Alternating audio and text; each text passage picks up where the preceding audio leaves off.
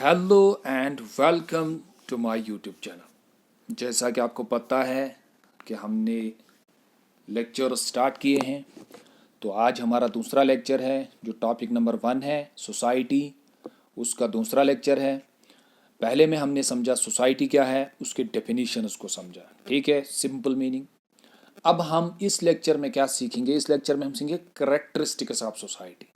Society के characteristics क्या होते हैं, सोसाइटी को हम कैसे आइडेंटिफाई करेंगे, ये करेक्टरिस्टिक्स जो है इसी के बेस पे हम सोसाइटी को आइडेंटिफाई कर सकते हैं, ठीक है, ये सोसाइटी है या नहीं है। तो करेक्टरिस्टिक्स को समझते हैं हम, और जो करेक्टरिस्टिक्स नंबर 1 है वो है सोसाइटी कंसिस्ट्स ऑफ पीपल, ठीक है। Society consists of people, society में क्या है, सोसाइटी में लोग होने चाहिए, ठीक है। लोगों के बगैर सोसाइटी एग्जिस्ट नहीं करती है। Point number 1, society consists of people, society में जरूरी है लोग होने चाहिए। विदाउट पीपल सोसाइटी एग्जिस्ट नहीं करती है, ठीक है। एग्जाम्पल से समझते हैं। विदाउट स्टूडेंट्स एंड टीचर्स, जैसे आप समझोगे विदाउट टीचर्स एंड स्टूडेंट्स, अगर टीचर नहीं होंगे, स्टूडेंट्स नहीं होंगे, there can be no college और स्कूल। जब स्टूडेंट्स ही नहीं होंगे, टीचर भी नहीं होंगे, तो कॉलेज का कंसेप्ट ही नहीं होगा, ना स्कूल का कंसेप्ट होगा। सिमिलरली हम कहते हैं without people there can be no society, लोगों के बगैर सोसाइटी नहीं हो सकती है, ठीक है। देन उसके बाद हम क्या कहते हैं, सोसाइटी में क्या होना चाहिए, म्यूचुअल इंटरैक्शन। अब लोग हैं लेकिन लोगों में इंटरैक्शन होना चाहिए, interaction and mutual awareness, continuous interaction with each other, continuously वो एक दूसरे से इंटरैक्ट करते हैं, मिलते हैं, ठीक है। Interaction with each other continuous ये चलता रहता है। जैसे एग्जांपल से हम समझते हैं आफ्टर द बर्थ, जैसे ही एक इंडिविजुअल या एक चाइल्ड की बर्थ होती है, तो बर्थ से लेके उसके डेथ तक सोसाइटी में उसकी इंटरैक्शन चलती रहती है। पहले बर्थ जब हुई, उसके बाद पेरेंट्स से उसकी इंटरैक्शन, पेरेंट्स उसको लैंग्वेज सिखाते हैं, सोसाइटी में सिखाते हैं how to behave, how to talk with the जो आपके बुजुर्ग लोग हैं सोसाइटी में, लवर जो आपके हैं, आपके क्लासमेट्स है। देन उसके बाद उसकी इंटरैक्शन होती है स्कूल में फ्रेंड्स से, प्लेमेट्स से, फिर उसके बाद सोसाइटी के साथ होती है, बड़ों के साथ होती है, नेटवर्क पे होती है। तो इंटरैक्शन जो है ये कंटिन्यूअस एक प्रोसेस चलती रहती है, म्यूचुअल इंटरैक्शन, लोगों में इंटरैक्शन होती रहती है, ठीक। देन म्यूचुअल अवेयरनेस, अब लोग हैं, म्यूचुअल इंटरैक्शन भी हो रही है, इंटरैक्शन उसके साथ हो रही है, लोगों में इंटरैक्शन भी हो रही है, लेकिन इंटरैक्शन के बाद क्या होता है, उनमें म्यूचुअल अवेयरनेस होती है। जैसी इंटरैक्शन होती है तो एक दूसरे को जान लेते हैं, ठीक है। जैसे एग्जांपल से समझते हैं, हम सोसाइटी में किसी के साथ इंटरैक्शन करते हैं, आपका नाम क्या है, कहाँ से हो आप, क्या करते हो आप, तो धीरे धीरे क्या होती है, म्यूचुअल अवेयरनेस। म्यूचुअल अवेयरनेस क्या होती है, हम एक दूसरे को जान लेते हैं, ठीक है। It happens because of the mutual awareness, यहाँ लिखना म्यूचुअल इंटरैक्शन। म्यूचुअल अवेयरनेस जो होती है वो बिकॉज ऑफ म्यूचुअल इंटरैक्शन से होती है, जब आपकी इंटरैक्शन होती है लोगों से, ठीक है। ये था पॉइंट नंबर 2। उसके बाद जो है पॉइंट नंबर 3 जो है, पॉइंट नंबर 3 जो थर्ड कैरेक्टरिस्टिक्स ऑफ सोसाइटी है वो है society depends on likeness. Society किस पे डिपेंड करती है, लाइकनेस पे होती है। Likeness means simply similarities, society में सिमिलैरिटी होती है। कौन सी सिमिलैरिटी होती है, जैसे एग्जांपल से समझते हैं, men belongs to the same species, हम जो लोग हैं हम सेम स्पीशीज से बिलोंग करते हैं, जिसे हम क्या बोलते हैं, होमो सैपियनस। हम होमो सैपियनस सभी लोग हैं, तो सेम स्पीशीज से बिलोंग करते हैं। Society depends on likeness. Likeness अगर मैं आपको यहां बताऊं एक एग्जांपल, कि आपके सोसाइटी में अगर कोई एलियन आएगा जिसके फीचर्स, जिसकी लाइकनेस हमारे होमो सैपियंस से नहीं होंगी, उसके फीचर्स हमसे नहीं मिलेंगे, जैसे हमारी जो बॉडी है, हेड है, आर्म्स है, हमारा जो फिजिकल बॉडी जो है, तो हम क्या बोलेंगे, ये इस सोसाइटी का नहीं है। वाई, हम क्या कहते हैं, ये एलियन है। एलियन मतलब ये हमारी जो हम लोग जो होमोसेपियंस है वो उनसे बिलोंग नहीं करता है। ठीक है, society depends on likeness, society depends on likeness. Then उसके बाद जो फोर्थ वाला फीचर है वो है society depends rests on differences too. आप बोलोगे सर सोसाइटी में तो बहुत सारे डिफरेंसेस भी हैं, अगर हम बायोलॉजिकली देखें मेल है फीमेल है, या किसी के पास टैलेंट कम है, पर्सनैलिटी में भी डिफरेंसेस है। यस, सोसाइटी में डिफरेंसेस भी है।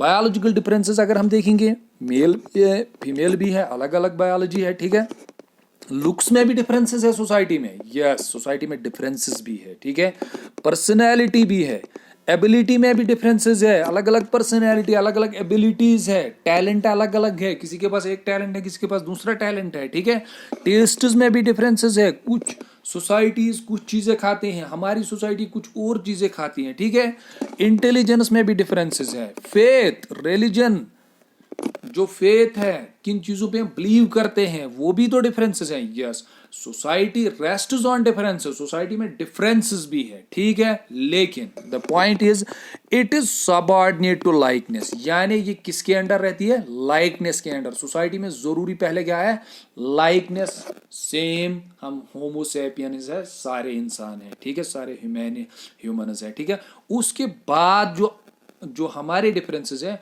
उसके बाद जो बायोलॉजिकल डिफरेंसेस है वो भी सोसाइटी में रेस्ट करते हैं। ठीक है, देन उसके बाद हमें क्या समझना है, उसके बाद हमें समझना है जो नेक्स्ट फीचर है फिफ्थ वाला, वो क्या है, वो है सोसाइटी में कोऑपरेशन होना चाहिए, cooperation and division of labour. Society के लिए जरूरी है, सोसाइटी में कोऑपरेशन होना चाहिए, लोगों में कोऑपरेशन होना चाहिए।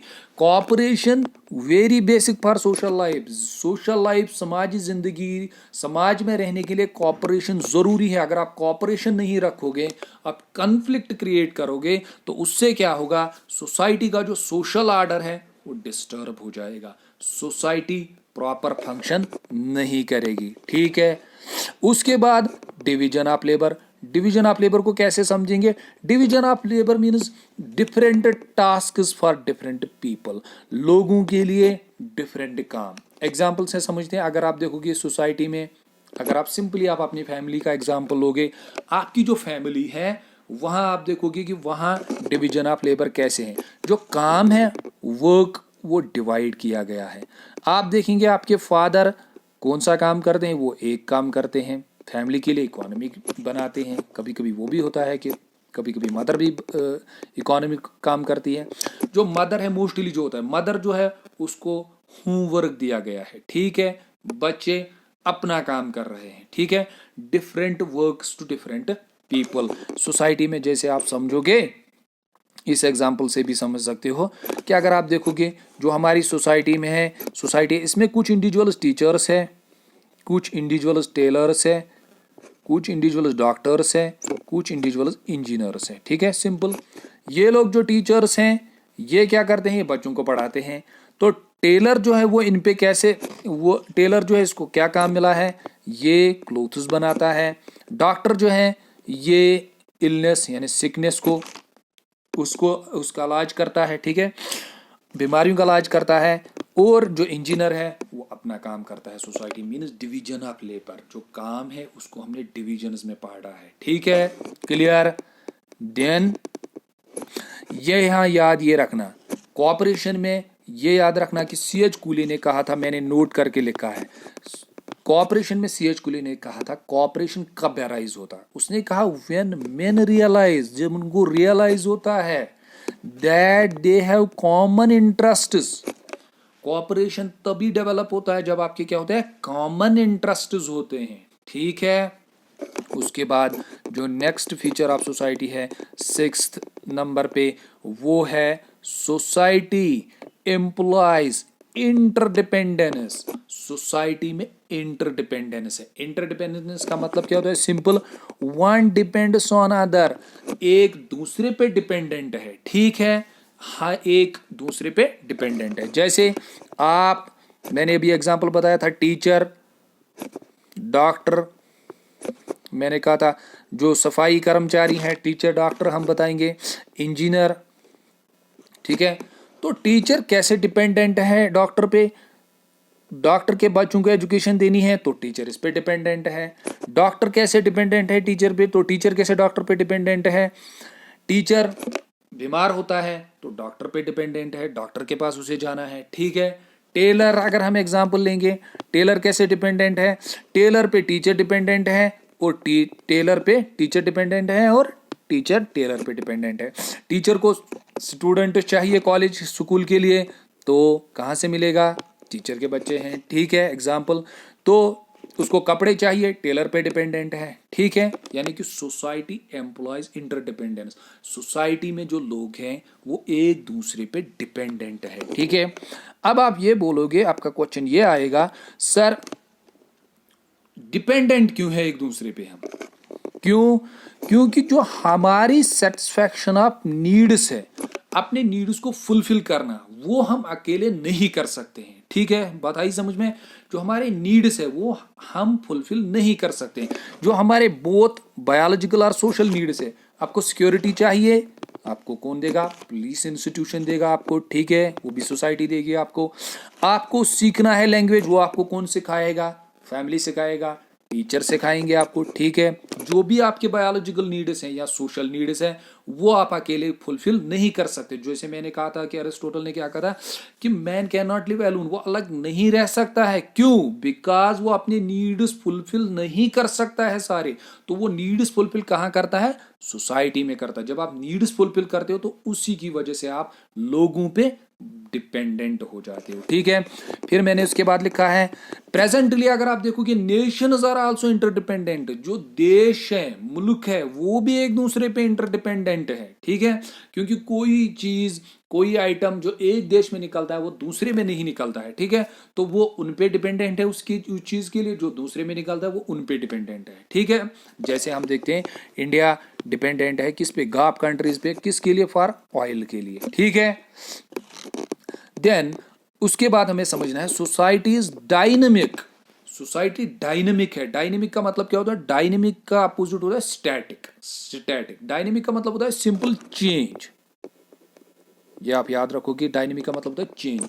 सोसाइटी हमेशा चेंज होती रहती है, सोसाइटी स्टैटिक नहीं रह सकती है, यानी कि सोसाइटी सेम नहीं रह सकती है। अगर आपने देखा होगा, खुद आपने देखा होगा, अगर आप खुद इस चीज को एनालाइज करोगे कि जिस एज में आप, अगर आप अपने एज में 10 साल पहले जाओगे या 20 साल पहले जाओगे तो आप सोसाइटी को देखोगे कि उस टाइम जो सोसाइटी का स्ट्रक्चर था, सोसाइटी में जो कल्चर था वो कुछ और था, लेकिन आज जो सोसाइटी है वो कुछ और है, ठीक है। Society is dynamic. जैसे एग्जांपल से समझते हैं, प्रिमिटिव सोसाइटी, जिस वक्त इंसान किस पे डिपेंडेंट था, फूड पे डिपेंडेंट था, वो उसके लिए फूड एंड गैदरिंग करता था, जानवरों को मारता था, वो खाता था, ठीक है। तो उसके पास फूड अवेलेबल नहीं था, एक जगह से दूसरी जगह जाता था। फिर उसने एग्रीकल्चर सीखा, फिर उसने एग्रीकल्चर फूड बनाया तो एक ही जगह सेटल हो गया, एग्रीकल्चरल सोसाइटी आ गई। फिर जब इंडस्ट्रियल रेवोल्यूशन आया इंग्लैंड में तो उसके बाद इंडस्ट्रियल सोसाइटी आई। अब आज जो है वो पोस्ट मॉडर्न सोसाइटी है। आज सबसे ज्यादा काम कौन, सर्विस सेक्टर करता है, ठीक है। तो in short society is dynamic, society change होती रहती है, ये सेम नहीं रहती है। देन आफ्टर, उसके बाद जो हमें समझना है, जो सबसे इंपॉर्टेंट है, इंपॉर्टेंट कैरेक्टरिस्टिक्स ऑफ सोसाइटी, वो क्या है, वो है कल्चर, ठीक है। कल्चर को समझना, व्हाट इज कल्चर, कल्चर होता क्या, आपने ये वर्ड बहुत बार सुना होगा, लेकिन कल्चर का मतलब क्या होता है, व्हाट इज कल्चर।